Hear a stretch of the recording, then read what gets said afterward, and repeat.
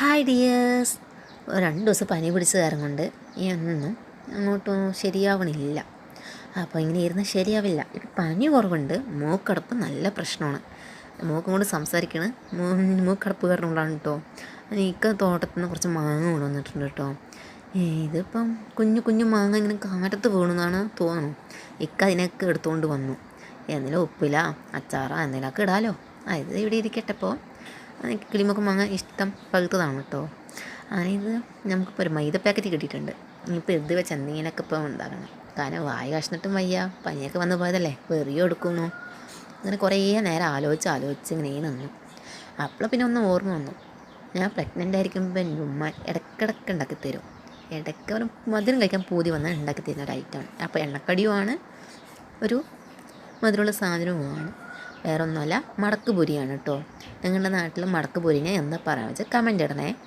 അപ്പോൾ ആവശ്യത്തിന് മാവിട്ട് അത്രയൊന്നും ഉണ്ടാക്കണില്ല, കുറച്ച് ഉണ്ടാക്കണമല്ലോ, കുറച്ച് ചായക്ക് അങ്ങനെ കഴിക്കാനുള്ള ആവശ്യത്തിന്. അപ്പം പൂതിയുമായി വേറിയെടുക്കൽ മാറുമല്ലോ.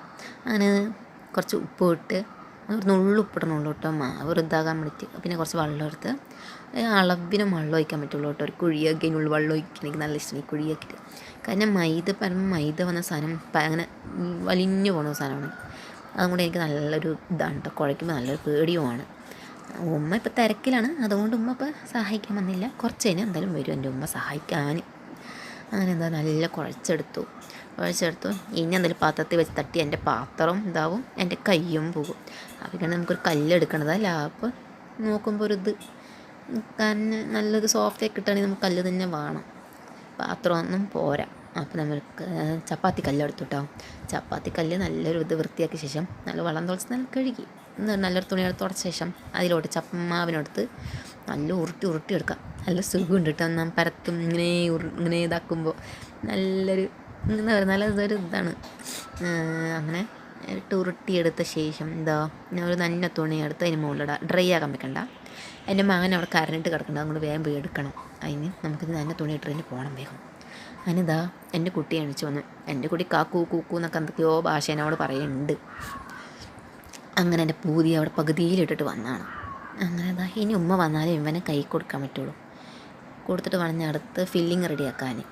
അങ്ങനെ കുറച്ച് തേങ്ങയും ഇട്ട് ചീഞ്ചട്ടിന് മുകളിൽ നല്ലൊരു സോട്ട് ചെയ്തെടുക്കാൻ വേണ്ടിയിട്ടാണ് കേട്ടോ. അപ്പോൾ നല്ലൊരു മണം വരും. അപ്പോൾ കുറച്ച് പൊട്ടുകടലയും 2 ഏലക്കും ഇതാക്കും.